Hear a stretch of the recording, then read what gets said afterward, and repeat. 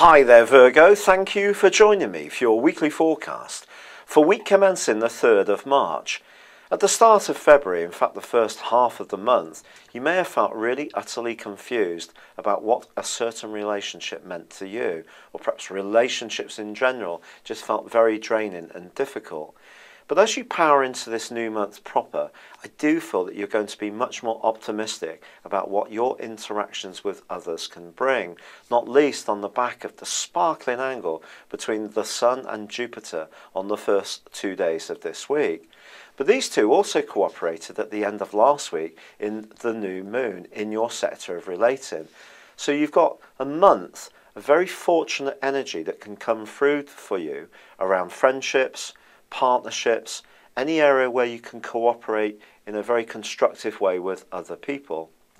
However, there is also some other big changes this week because Jupiter, the planet of fortune, which has been tracking backwards in your sector of the future and friendships, now starts to go forwards. That's going to give you a big boost on Thursday. On the same day, Venus moves out of your sector of love, where it's been since the 5th of November, an extraordinarily long transit. Now it moves into Aquarius. It is asking you to be realistic about your relationships because the presence of Neptune in your sector of relating has at times linked with Mercury. It's going to also have an impact on you in other ways too. And because of this, this is a planet which can create a much more illusory influence whilst at the same time being very inspirational.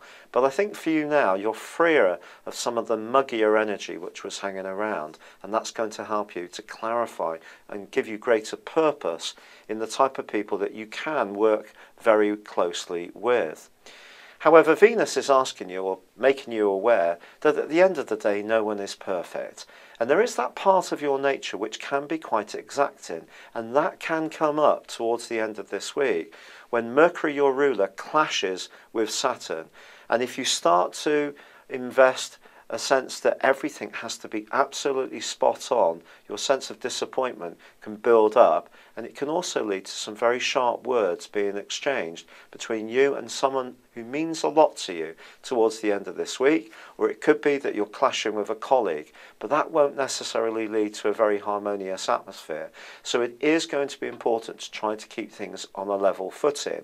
And by the quarter moon, which occurs on Saturday, there may be one particular person who you need to really treat with a certain amount of care and decorum, perhaps even being very traditionally polite and respectful in your approach to make sure that they don't take the way you approach them in slightly the wrong way.